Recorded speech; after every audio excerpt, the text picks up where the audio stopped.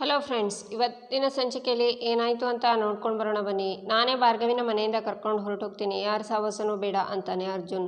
ಇದೇನೋ ಹೀಗೆ ಉಲ್ಟಾ ಹೊಡಿತಿದ್ಯಾ, ನೀನು ಹೊರಟು ಹೋದರೆ ಒಂದು ನನ್ನ ಮದುವೆ ಆಗೋರು ಯಾರು ಅಂತ ಬೃಂದ ಯೋಚನೆ ಮಾಡ್ತಾ, ಅರ್ಜುನ್ ನಿನ್ನ ಕೋಪ ಕಾಳಜಿ ಎಲ್ಲ ನನಗೆ ಅರ್ಥ ಆಗುತ್ತೆ, ಆದರೆ ಇಷ್ಟು ಚಿಕ್ಕ ವಿಚಾರಕ್ಕೆ ಯಾರಾದರೂ ಮನೆ ಬಿಟ್ಟು ಹೋಗ್ತಾರೇನೋ ಅಂತಾಳೆ ಬೃಂದ. ಹಾಗಂತ ಭಾರ್ಗವಿಯವರಿಗೆ ಅವಮಾನ ಆಗೋದು ನನ್ನ ಕಣ್ಣಿಂದ ನೋಡೋಕ್ಕಾಗ್ತಿಲ್ಲ ಅದಕ್ಕೆ.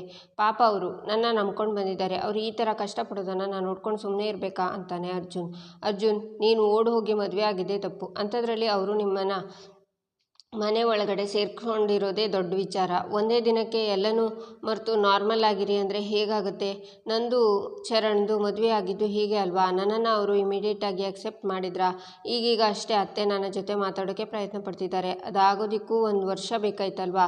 ದೊಡ್ಡವರು ಮಕ್ಕಳ ಮದುವೆನ ಹಾಗೆ ಮಾಡಬೇಕು ಹೀಗೆ ಮಾಡಬೇಕು ಅಂತ ಎಷ್ಟೋ ವರ್ಷದಿಂದ ಕನಸು ಕಟ್ಕೊಂಡಿರ್ತಾರೆ ಗೊತ್ತಾ? ಆ ಕನಸನ್ನು ಮರೆತು ಭಾರ್ಗವಿನ ಎಕ್ಸೆಪ್ಟ್ ಮಾಡೋಕ್ಕೆ ಸ್ವಲ್ಪ ಟೈಮ್ ಬೇಕು ಕಣೋ, ಅಲ್ಲಿವರೆಗೆ ನೀನು ಸ್ವಲ್ಪ ತಾಳ್ಮೆಯಿಂದ ಕಾಯಬೇಕು. ಅದು ಬಿಟ್ಟು ಈಗ ಜಗಳ ಆಡಿಕೊಂಡು ಮನೆ ಬಿಟ್ಟು ಹೋದರೆ ಆ ಹುಡುಗಿ ಮನೆಗೆ ಬಂದು JP ಪಾಟೀಲ್ ಮನೆನ ಮುರಿದ್ಲು ಅಂತ ಭಾರ್ಗವಿ ಬಗ್ಗೆ ಆಡ್ಕೋತಾರೆ. ಬೇಕಿದ್ರೆ ಅತ್ತೆ ಚಿಕ್ಕತ್ತೆ ಹತ್ರ ನೀನೇ ಒಂದ್ಸಲ ಹೋಗಿ ಮಾತಾಡು, ಅಬ್ಬಬ್ಬಾ ಅಂದರೆ ಏನು ನಿನಗೆ ಬೈಬಹುದು, ಭಾರ್ಗವಿಗೋಸ್ಕರ ನೀನಷ್ಟು ಮಾಡೋಕ್ಕಾಗಲ್ವಾ ಅಂತಾಳೆ ಬೃಂದ. 2 ದಿನಕ್ಕೆ 4 ಮಾತು ಹೇಳಿ ಅಥವಾ ಹೊಡೀಲಿ ನನಗೆ ಪಾಪ ಭಾರ್ಗವಿಯವರಿಗೆ ಏನು ಹೇಳಬಾರ್ದು ಅಂತಾನೆ ಅರ್ಜುನ್. ಇದು ಪ್ರೀತಿ ಅಂದರೆ ಹೋಗಿ ಮಾತಾಡು, ನೀಟಾಗಿ ಯೋಚನೆ ಮಾಡಿ ಮಾತಾಡು, ಓಕೆ ಅಂತಾಳೆ ಬೃಂದ. ಓಕೆ ಅತ್ತಿಗೆ ನೀವೊಬ್ಬರು ಈ ಮನೆಯಲ್ಲಿ ಇಲ್ಲ ಅಂದಿದ್ರೆ ನನ್ನ ಗತಿ ಏನಾಗ್ತಿತ್ತು ನನಗೆ ಗೊತ್ತಿಲ್ಲ, ಥ್ಯಾಂಕ್ ಯು ಅಂತ ಅರ್ಜುನ್ ಹೋಗ್ತಾನೆ. ಒಂದೇ ದಿನಕ್ಕೆ ಹೆಂಡತಿ ಮೇಲೆ ಕರುಣೆ ಉಕ್ಕಿ ಹರಿದು ಅವಳನ್ನು ಬೇರೆ ಮನೆ ಕರ್ಕೊಂಡು ಹೋಗ್ತೀನಿ ಅಂತ ಇದ್ದಾನೆ. ಈ ಬುದ್ಧಿ 1 ವರ್ಷ ಕಳೆದ್ರೂ ಈ ಅಣ್ಣ ಚರಣ್ಗೆ ಬಂದಿಲ್ಲ. ಇಷ್ಟು ಬೇಗ ನೀನು ಭಾರ್ಗವಿನ ಕರ್ಕೊಂಡು ಹೋಗಬಾರ್ದು ಅರ್ಜುನ್. ಲೆಕ್ಕ ಚುಕ್ತ ಆದಮೇಲೆ ನಾನೇ ನನ್ನ ಕೈಯಾರೆ ಅವಳನ್ನು ಹೊರಗೆ ಕಳಿಸ್ತೀನಿ, ಯಾಕಂದರೆ ಈ JP ಕಟ್ಟಿರೋ ಸಾಮ್ರಾಜ್ಯ ನಂದಾಗಬೇಕು ಅಂತಾಳೆ ಬೃಂದ. ಈಚೆ ರವಿ ಮನೆಗೆ ಹುಡುಗರು ದಿನಸಿ ಸಾಮಾನೆಲ್ಲ ತಂದು ಅಪ್ಪ ಅಮ್ಮ ಅಂತ ಕರೀತಾರೆ. ಏನಪ್ಪ ಇದು ಅಂತಾರೆ ರವಿ. ಯಾಕ್ರೋ ಇದೆಲ್ಲ ತರೋಕೆ ಹೋದ್ರಿ ಅಂತಾರೆ. ಏನಿಲ್ಲಪ್ಪ ಈ ತಿಂಗಳಿಗೆ ಬೇಕಾಗಿರೋ ರೇಷನ್ ಎಲ್ಲ ತಂದ್ವಿ ಅಂತಾರೆ ಹುಡುಗರು. ಇದನ್ನು ಯಾಕೆ ತರೋಕೆ ಹೋದ್ರಿ ಅಂದ್ಕೊಳ್ತಾ ಇದ್ದೀನಿ ಅಂತಾರೆ ರವಿ. ಇದೇನಪ್ಪ ಹೀಗಂದ್ಬಿಟ್ರಿ, ನಾವು ಈ ಮನೆ ಮಕ್ಕಳು ಅಂತೀರಾ, ಮಕ್ಕಳು ತಂದಿರೋದನ್ನು ಹೀಗೆ ಕೇಳ್ತಿದ್ದೀರಾ? ಅಮ್ಮ ಇದನ್ನು ತಗೊಂಡೋಗಿ ಒಳಗಿಡಿ ಅಂತಾರೆ ಹುಡುಗರು. ಪೂರ್ಣಿ, ಇದು ನಾನೇನು ಹೇಳ್ದೇನೆ ಈ ಸಾಮಾನುಗಳನ್ನು ತರಬೇಕು ಅಂತ ಹೇಗೆ ಗೊತ್ತಾಯಿತು ನಿಮಗೆ? ಇದನ್ನು ಹೇಗೆ ತಂದರೆ ಯಾರು ಕೊಟ್ಟರು ಕಳಿಸಿದ್ರು? ಇದೆಲ್ಲ ಗೊತ್ತಾಗಲ್ಲ ಅಂದ್ಕೊಂಡ್ಬಿಟ್ಟಿದ್ದೀರಾ ನನಗೆ? ಈ ಆಟಗಳೆಲ್ಲ ನನ್ನ ಹತ್ರ ಇಟ್ಕೋಬೇಡಿ, ನನ್ನ ಬದುಕನ್ನು ಹೇಗೆ ನಡೆಸಬೇಕು ಅಂತ ನಂಗೆ ಚೆನ್ನಾಗಿ ಗೊತ್ತಿದೆ, ತಗೊಂಡೋಗಿ ಅಂತಾರೆ ರವಿ. ನೀವು ಹೇಳೋ ಹಾಗೆ ಭಾರ್ಗವಿ ದುಡ್ಡಿಂದ ನಮ್ಮ ದುಡ್ಡಿಂದ ಇದನ್ನೆಲ್ಲ ತಂದಿಲ್ಲ ಅಂತಾರೆ ಹುಡುಗರು. ಮತ್ತು ಹೇಗೋ ತಂದ್ರಿ ಅಂತಾರೆ ಪೂರ್ಣಿಮಾ. ಅದೇನಮ್ಮ ನಂದಣ್ಣನ ಅಂಗಡಿಗೆ ಹೋಗಿದ್ವಿ, ಮನೆಗೆ ಎಲ್ಲ ಕೊಟ್ಬಿಡು ಅಂತ ಕೊಟ್ಟರು, ಇದನ್ನೆಲ್ಲ ರವೀಂದ್ರ ಅಣ್ಣನ ಮನೆಗೆ ಕೊಡು, ದುಡ್ಡು ಅರ್ಜೆಂಟ್ ಇಲ್ಲ ನಿಧಾನವಾಗಿ ಕೊಡಲಿ ಅಂತ ಅಂದ್ರಮ್ಮ ಅಂತಾನೆ ನಾಗ. ಇದನ್ನು ಸಾಲ ಅಂತ ತಗೋತೀನಿ, ಸಾಲನ ವಾಪಸ್ಸು ನಂದಂಗೆ ಕೊಡ್ತೀನಿ ಸರಿನಾ ಅಂತ ಸಾಮಾನನ್ನು ತಗೊಂಡು ಹೋಗ್ತಾರೆ ರವಿ. ಇದೇನೋ ಅಪ್ಪ ನಂದಣ್ಣನ ಹತ್ರ ಮಾತಾಡ್ತೀನಿ ಅಂತವ್ರೆ ಅಂತಾನೆ. ಅದಕ್ಕಿಂತ ಮೊದಲು ಹೋಗಿ ನಾವು ಮಾತಾಡೋಣ, ವಲ್ಲಭ ಇರ್ತಾನಲ್ವಾ ಎಲ್ಲನೂ ಮ್ಯಾನೇಜ್ ಮಾಡ್ತಾನೆ ಅಂತ ಮಾತಾಡ್ಕೋತಾರೆ ಹುಡುಗರು. ನಿಮಗೆ ಏನಾದರೂ ಬೇಕಿದ್ರೆ ನಮ್ಮನ್ನು ಕೇಳಿ ಅಮ್ಮ ಅಂತಾನೆ ನಾಗ. ಖಂಡಿತ ಕೇಳ್ತೀನಿ, ನಿಮ್ಮನ್ನಲ್ಲದೆ ಯಾರನ್ನು ಕೇಳಲಿ ಅಂತಾರೆ ಪೂರ್ಣಿಮಾ. ಅಮ್ಮ ಭಾರ್ಗವಿಗೆ ಕಾಲ್ ಮಾಡಿದ್ದೆ ಅಂತಾನೆ ನಾಗ. ಹೌದಾ, ಭಾರ್ಗವಿ ಚೆನ್ನಾಗಿದ್ದಾಳ? ಆ ಮನೆಯವರು ಅವಳನ್ನು ಚೆನ್ನಾಗಿ ನೋಡ್ಕೋತಿದ್ದಾರಾ? ಅವಳಿಗೆ ಅಲ್ಲೆಲ್ಲ ಹೊಂದಿಕೆ ಆಯ್ತಂತ ಅಂತಾರೆ ಪೂರ್ಣಿಮಾ. ಹೌದಮ್ಮ ಚೆನ್ನಾಗಿದ್ದಾಳೆ, ಭಾವ ಚೆನ್ನಾಗಿ ನೋಡ್ಕೋತಾರೆ ಅಂದರು ಅಂತಾರೆ ಹುಡುಗರು. ಈಗ ಸಮಾಧಾನ ಆಯಿತು ಕಣ್ರು ಅಂತಾರೆ ಪೂರ್ಣಿಮಾ. ಅಮ್ಮ ನಿಮ್ಮ ಥರನೇ ಅವಳಿಗೂ ಚಿಂತೆ, ಅಪ್ಪ ಅಮ್ಮ ಎಲ್ಲ ಚೆನ್ನಾಗಿದ್ದಾರಾ ಅಂತ ಕೇಳ್ತಿದ್ಲು, ನೀವು ಒಂದ್ಸಲ ಅವಳಿಗೆ ಫೋನ್ ಮಾಡಿ ಮಾತಾಡಿ ಅಮ್ಮ ಅಂತ ತುಂಬ ಖುಷಿ ಪಡ್ತಾಳೆ ಅಂತಾರೆ ಹುಡುಗರು. ನನಗೂ ಅನಿಸುತ್ತೆ ಕಣ್ರು, ಆದರೆ ಮನಸ್ಸು ಗಟ್ಟಿ ಮಾಡಿಕೊಂಡು ಸುಮ್ಮನೆ ಇದ್ದೀನಿ. ನಮ್ಮ ಕಷ್ಟ ನೋವು ಅವಳಿಗೆ ಗೊತ್ತಾಗೋದು ಬೇಡ, ಅವಳು ಎಲ್ಲಿದ್ದಾಳೋ ಅಲ್ಲಿ ಚೆನ್ನಾಗಿರಲಿ. ಅವಳು ಕೇಳಿದರೆ ಈ ಜಂಜಾಟದ ಬಗ್ಗೆ ಅವಳಿಗೇನು ಹೇಳಬೇಡಿ, ನಾವು ಆರಾಮಾಗಿದ್ದೀವಿ ಅಂತ ಹೇಳಿ ಅಂತಾರೆ ಪೂರ್ಣಿಮಾ. ಅವಳು ಬೇಕು ಅಂತ ಈ ತಪ್ಪು ಮಾಡಿಲ್ಲ, ಗೊತ್ತಿಲ್ಲದೆ ಮಾಡಿರೋ ತಪ್ಪಿಗೆ ನಿಮ್ಮಿಂದ ದೂರ ಇರೋಷ್ಟು ದೊಡ್ಡ ಶಿಕ್ಷೆ ಬೇಕಾ? ನಿಮಗೆ ಭಾರ್ಗವಿ ಬಗ್ಗೆ ಚೆನ್ನಾಗಿ ಗೊತ್ತು ಅಮ್ಮ, ಅವಳು ಅಲ್ಲಿ ಚೆನ್ನಾಗಿದ್ರು ನೀವು ಮಾತಾಡ್ತಿಲ್ಲ ಅನ್ನೋ ದುಃಖ ಅವಳಿಂದ ದೂರ ಆಗಲ್ಲ, ಯೋಚನೆ ಮಾಡಿ ಅಮ್ಮ ಅಂತಾರೆ ಹುಡುಗರು. ಈಚೆ ಸಾಕ್ಷಿ ನಿರ್ಮಲ ಹತ್ರ, ಅಕ್ಕ ಆ ಬೆಂಕಿನ ನೆನೆಸ್ಕೊಂಡ್ರೆ ಜೀವ ಬಾಯಿಗೆ ಬಂದಾಗ ಆಗ್ತಿದೆ ಅಕ್ಕ, ನಾವು ಏನಾದರೂ ಬಿಡದೆ ಹೋಗಿದ್ದಿದ್ರೆ ಆ ಮೂವಿನಲ್ಲಿ ಆಗುತ್ತಲ್ಲ ಹಾಗೆ ಬೆಂಕಿ ಹೊತ್ಕೊಂಡು ಗರಗರ ಅಂತ ನಮ್ಮ ಮುಂದೆನೇ ಬಂದು ನಿಂತಿದ್ರೆ ನಾವೆಲ್ಲರೂ ಒಟ್ಟಿಗೆ ಮೇಲಕ್ಕೆ ಹೋಗ್ತಿದ್ವಿ. ಆಗ ಅತ್ತೆ ಆಸೆ ಪಟ್ಟಂಗೆ ದೇವ್ರ ಮುಂದೆ ದೀಪ ಹಚ್ಚೋದಲ್ಲ, ನಮ್ಮ ಫೋಟೋಗಳ ಮುಂದೆ ದೀಪ ಹಚ್ಚಬೇಕಾಗಿತ್ತು ಅಂತಾಳೆ. ಅಯ್ಯೋ ಕೊನೆ ಕ್ಷಣದಲ್ಲಿ ಅಪಾಯ ತಪ್ಪೋಯ್ತು, ನೆನೆಸ್ಕೊಂಡ್ರೆ ಮೈಯೆಲ್ಲ ನಡುಗುತ್ತೆ ಅಂತಾರೆ ನಿರ್ಮಲ. ಆದರೆ ನಮ್ಮ ಮಾತು ಅರ್ಜುನ್ಗೆ ಅರ್ಥನೇ ಆಗ್ತಿಲ್ವಲ್ಲ ಅಕ್ಕ, ಅನಿಷ್ಟ ಅಂದಿದ್ರಲ್ಲಿ ಏನೂ ತಪ್ಪಿಲ್ಲ ಅಂತಾಳೆ ಸಾಕ್ಷಿ. ಒಂದು ದಿನಕ್ಕೆ ನನ್ನ ಮಗ ನನ್ನ ವಿರುದ್ಧ ಇಲ್ಲೋ ಹಾಗೆ ಮಾಡಿಬಿಟ್ಲು ಅಲ್ಲ, ಅವಳಿಗೋಸ್ಕರ ನನ್ನ ಮೇಲೆ ಗ ಗದರಿ ಬಿಟ್ಟ ಅವಳು ಜಾಸ್ತಿ ದಿನ ನಮ್ಮನೇಲಿದ್ದರೆ ನಮ್ಮ ಮನೆಯವ್ರ ಮಧ್ಯೆ ಇರೋ ಒಗ್ಗಟ್ಟನ್ನು ಅವಳು ಮುರಿದು ಹಾಕಿಬಿಡ್ತಾಳೆ ಅಂತಾರೆ ನಿರ್ಮಲಾ. ಹಾಗಾಗಬಾರ್ದು ಅಂದರೆ ಆದಷ್ಟು ಬೇಗ ಅವಳನ್ನು ಮನೆಯಿಂದ ಆಚೆ ಕಳಿಸ್ಬೇಕು ಅಂತಾಳೆ ಸಾಕ್ಷಿ. ಆಗ ರುದ್ರ ಬಂದು, ಯಾಕಕ್ಕ ಯಾವಾಗಲೂ ಬೇರೆಯವ್ರ ಜೀವನ ಹಾಳು ಮಾಡೋದ್ರ ಬಗ್ಗೆನೇ ಯೋಚನೆ ಮಾಡ್ತಿದ್ದೀರಾ? ನಿಮಗೆ ಮಾಡೋಕ್ಕೆ ಬೇರೆ ಕೆಲಸ ಇಲ್ವಾ? ಅಥವಾ ಇಂತಹ ಮನೆ ಹಾಳು ಕೆಲಸ ಮಾಡಿಲ್ಲ ಅಂದರೆ ನಿಮಗೆ ಸಮಾಧಾನನೇ ಆಗಲ್ವಾ ಅಂತಾಳೆ. ಅಕ್ಕ ನೋಡಿ, ಧ್ವನಿ ಎತ್ತರಿಸಿ ಮಾತಾಡಿ ನಮಗೂ ಧ್ವನಿ ಬಂದಿದೆ ಅಂತ ಕನ್ಫರ್ಮ್ ಮಾಡ್ತಿದ್ದಾರೆ, ಹೇಗಕ್ಕ ಸಾಧ್ಯ ಅಂತಾಳೆ ಸಾಕ್ಷಿ. ದೋಷ ಸಾಕ್ಷಿ, ನೋಡು ರುದ್ರ, ಬೊಗಳೋ ನಾಯಿ ಮನೆಗೆ ಬಂದಿದ್ರೆ ಅಂತ ನೀನು ಅದ್ರ ಜೊತೆ ಬೊಗಳೋಕ್ಕೆ ಹೋಗಬೇಡ, ಆಮೇಲೆ ಅದಕ್ಕೂ ನಿನಗೂ ಏನೂ ಡಿಫರೆನ್ಸ್ ಇರಲ್ಲ ಅಂತಾರೆ ನಿರ್ಮಲಾ. ಅಕ್ಕ, ನಾನು ಮಾತಾಡಿದರೆ ನಿಮಗೆ ತಪ್ಪು ಅನಿಸ್ಬೋದು, ಆದರೆ ನಾನು ಸತ್ಯ ಹೇಳಿದ್ದು ಅದು ನಿಮಗೆ ಅರ್ಥ ಆಗಲ್ಲ. ನಾವೆಲ್ಲರೂ ಈ ಮನೆಗೆ ಸೊಸೆಯಾಗೇ ಬಂದಿರೋರು. ನೀವು ಈ ಮನೆಗೆ ಬರೋದಕ್ಕಿಂತ ಮುಂಚೆ ಹೇಗೆ ಬಂದಿದ್ರಿ, ಯಾವ ಮನೆತನದಿಂದ ಬಂದಿದ್ರಿ ಅಂತ ನೆನ್ಪು ಮಾಡ್ಕೊಳ್ಳಿ. ಇಲ್ಲಿರೋ ಐಶ್ವರ್ಯ ನಿಮಗೆ ಆಡಂಬರನ ಕಲಿಸಿರ್ಬೋದು, ಆದರೆ ಹಳೆ ದಿನಗಳನ್ನು ಮರೆಯೋಕ್ಕೆ ಹೇಗೆ ಸಾಧ್ಯ ಹೇಳಿ?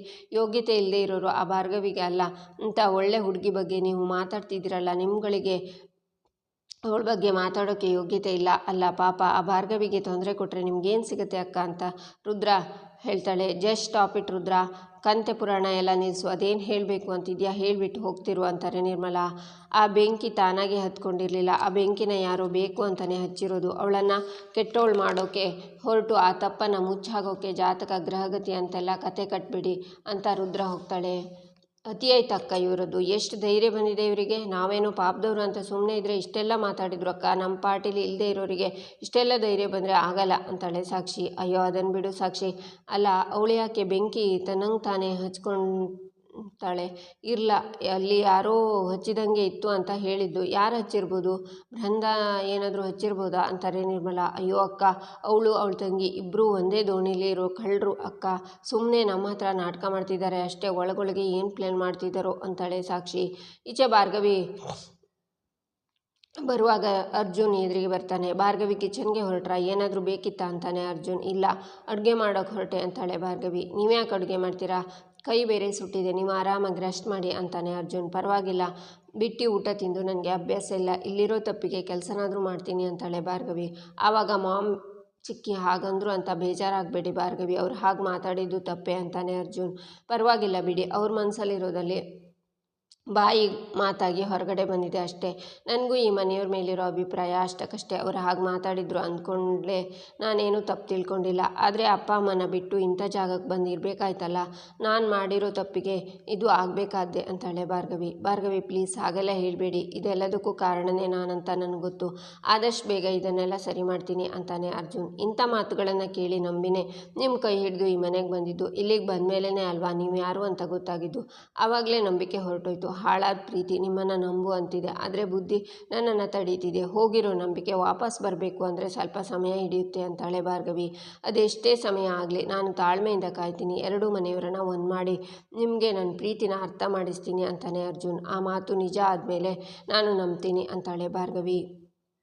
ಈಚೆ ಶಕ್ತಿ ವಂದನಾ ಅಂತ ಕರೀತಾರೆ. ಸಿತಾರ ವಂದನ ಎಲ್ಲಿ ಅಂತಾರೆ. ಯಾಕ್ರಿ ಅವಳನ್ನು ಕರಿತಿದ್ದೀರಾ ಅಂತಾರೆ ಸಿತಾರ. ನಾನು ಅವಳ ಹತ್ರನೇ ಮಾತಾಡಬೇಕು, ಎಲ್ಲಿ ಅವಳು ಅಂತಾರೆ ಶಕ್ತಿ. ಅವಳು ವಿಕ್ಕಿ ಇಬ್ಬರು JP ಅಣ್ಣನ ಮನೆಗೆ ಹೋದರು ಅಂತಾರೆ ಸಿತಾರ. ನಿನಗೇನು ತಲೆ ಕೆಟ್ಟಿದೆಯಾ ಸಿತಾರ? ಮನೆಯಿಂದ ಆಚೆ ಅವಳನ್ನು ಕಳಿಸ್ಬೇಡ ಅಂತ ಹೇಳಿಲ್ವಾ? ಅದರಲ್ಲೂ JP ಮನೆ ಕಡೆ ತಲೆನೂ ಹಾಕಿಸ್ಬೇಡ ಅಂತ ಹೇಳಿರಲಿಲ್ವಾ? ಬಡ್ಕೊಂಡಿಲ್ವಾ ನಾನು? ಮತ್ತ್ಯಾಕೆ ಕಳಿಸ್ದೆ ಅಂತಾರೆ ಶಕ್ತಿ. ಅವ್ರು ನನ್ನ ಹೇಳಿ ಕೇಳಿ ಹೋಗ್ತಾರೇನ್ರಿ ನಿಮ್ಮ ಮಕ್ಕಳು? ಅವರು ಅಕ್ಕ ತಮ್ಮ ಇಬ್ಬರು ನನ್ನ ಮಾತು ಕೇಳ್ದೇನೆ ಅರ್ಜೆಂಟಲ್ಲಿ ಹೊರಟೋದ್ರು ಅಂತಾರೆ ಸಿತಾರ. ಏನು ವಿಷಯ ಗೊತ್ತಾಗಬಾರ್ದು ಅಂದ್ಕೊಂಡು ಆ ವಿಷಯ ಗೊತ್ತಾಗಿ ಈಗ ಎಡ್ವರ್ಟ್ ಆಗ್ತಾ ಇದೆ. ಅವಳನ್ನು ಸಮಾಧಾನ ಮಾಡೋದು ಹೇಗೆ ಅಂತಾರೆ ಶಕ್ತಿ. ಏನು ಎಡ್ವಟ್ಟು, ಏನು ಹೇಳ್ತಿದ್ದೀರಾ ಅಂತಾರೆ ಸಿತಾರ. ನಾನು ಮೊದಲೇ ಟೆನ್ಷನಲ್ಲಿದ್ದೀನಿ, ನೀನು ತಲೆ ತಿನ್ನಬೇಡ, ಸುಮ್ಮನಿರು, ನಾನೇ ಎಲ್ಲ ಸರಿ ಮಾಡ್ತೀನಿ ಅಂತ JPಗೆ ಕಾಲ್ ಮಾಡ್ತಾರೆ ಶಕ್ತಿ. ಹೇಳು ಶಕ್ತಿ ಅಂತಾರೆ JP. ಎಲ್ಲಿದೆಯಾ ನೀನು ಅಂತಾರೆ ಶಕ್ತಿ. ನಾನೀಗ ಕೋರ್ಟಿಂದ ಮನೆ ಕಡೆ ಹೊರಟಿದ್ದೀನಿ ಅಂತಾರೆ JP. ಅಯ್ಯೋ ವಿಕ್ಕಿ ಮತ್ತು ವಂದನಾ ನಿಮ್ಮ ಮನೆಗೆ ಹೋಗಿದ್ದಾರೆ. ವಂದನೆಗೇನಾದರೂ ವಿಷಯ ಗೊತ್ತಾಯಿತು ಅಂದರೆ ಅವಳು ತಡ್ಕೊಳ್ಳಲ್ಲಪ್ಪ, ದಯವಿಟ್ಟು ನೀನೇ ಮನೆಗೆ ಹೋಗಿ ಸಂಭಾಳಿಸೋ ಹೇಗಾದರೂ ಅಂತಾರೆ ಶಕ್ತಿ. ಅಯ್ಯಯ್ಯೋ ನಮ್ಮ ಮನೆಗೆ ಸ್ವಲ್ಪ ದಿನ ನಮ್ಮನೆ ಕಡೆ ಕಳಿಸ್ಬೇಡ ಅಂತ ಹೇಳಿದ್ನಲ್ಲ ಶಕ್ತಿ ಅಂತಾರೆ JP. ಈಗ ಅವ್ರು ನಿಮ್ಮ ಮನೆಗೆ ಹೋಗಿದ್ದಾರೆ, ಈಗ ಏನು ಮಾಡೋಕ್ಕಾಗುತ್ತೆ? ಮದುವೆ ವಿಷಯ ಏನಾದರೂ ಗೊತ್ತಾದರೆ ಆಕಾಶ ಭೂಮಿನ ಒಂದು ಮಾಡ್ತಾಳೆ ಅವಳು, ನನ್ನ ಮಗಳು ನೆನಪಿರಲಿ ಅಂತಾರೆ ಶಕ್ತಿ. ಕಾಮ್ ಡೌನ್ ಶಕ್ತಿ, ನಾನು ಈಗಲೇ ಮನೆಗೆ ಹೋಗ್ತೀನಿ, ಡೋಂಟ್ ವರಿ ಅಂತ JP ಕಾಲ್ ಕಟ್ ಮಾಡ್ತಾರೆ. ಈಚೆ ಭಾರ್ಗವಿ ಇವನ್ನ ನೋಡಿದರೆ ಸುಳ್ಳು ಹೇಳ್ತಿದ್ದಾನೆ ಅನ್ನಿಸ್ತಿಲ್ಲ, ಆದರೂ ಮತ್ತೆ ನಂಬಿ ಮೋಸ ಹೋದರೆ ಅನ್ನೋ ಭಯ ಕಾಡ್ತಿದೆ. ಇಲ್ಲ, ನೇರವಾಗೇ ಕೇಳ್ತೀನಿ ಅಂತ ಯೋಚನೆ ಮಾಡಿ, ಅರ್ಜುನ್ ನೀನು ಹೇಳ್ತಿರೋದೆಲ್ಲ ನಿಜನಾ? ನನ್ನಿಂದ ಮತ್ತೆ ಇನ್ಯಾವ ವಿಷಯನೂ ಮುಚ್ಚಿಟ್ಟಿಲ್ಲ ತಾನೇ? ನೀನು ನಾಟಕ ಮಾಡ್ತಿಲ್ಲ ಅಲ್ವಾ?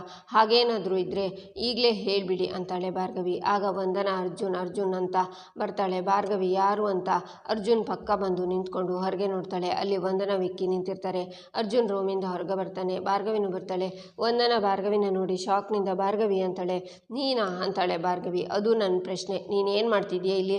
ಅದು ಅರ್ಜುನ್ ರೂಮಲ್ಲಿ. ನಡಿ ಹೊರಗೆ, ನಡಿಯೇ ಹೊರಗೆ ಅಂತ ಕೂಗ್ತಾಳೆ ವಂದನಾ. ಆಗ ವಂದನಾ ಭಾರ್ಗವಿ ಕೈನ ಎಳೆದು ನಡಿಯೇ ಅಂತಾಳೆ. ಅಮ್ಮ ಅಂತಾಳೆ ಭಾರ್ಗವಿ. ಆಗ ಅರ್ಜುನ್ ಭಾರ್ಗವಿ ಕೈನ ಹಿಡ್ಕೊಂಡು, ಭಾರ್ಗವಿ ನೋವಾಯ್ತಾ ಅಂತ ಕೈನ ಉರಿಸಿ ಅವರನ್ನು ಹೊರಗಡೆ ಹೋಗು ಅನ್ನೋದಕ್ಕೆ ನೀನು ಯಾರು ಅಂತಾನೆ. ನನ್ನನ್ನೇ ಯಾರು ಅಂತ ಕೇಳ್ತೀಯ? ಅದು ಈ ಗತಿಗೆಟ್ಟವಳ ಮುಂದೆ ಅಂತಾಳೆ ವಂದನಾ ಅವ್ರ ಬಗ್ಗೆ ಇನ್ನು ಒಂದು ಮಾತಾಡಿದ್ರು ಇಲ್ಲಿ ಏನು ನಡೆಯುತ್ತೆ ಅಂತ ನನಗೆ ಗೊತ್ತಿಲ್ಲ. ಅವ್ರು ಯಾರೂ ಅಲ್ಲ, ನನ್ನ ಹೆಂಡತಿ ಅಂತಾನೆ ಅರ್ಜುನ್. ಇಲ್ಲಿಗೆ ಈ ಸಂಚಿಕೆ ಮುಕ್ತಾಯವಾಗುತ್ತೆ. ಮುಂದಿನ ಸಂಚಿಕೆಗಾಗಿ ನಮ್ಮ ಚಾನಲನ್ನು ನೋಡಿ ಸಬ್ಸ್ಕ್ರೈಬ್ ಮಾಡಿ, ಲೈಕ್ ಮಾಡಿ, ಶೇರ್ ಮಾಡೋದನ್ನು ಮರಿಬೇಡಿ.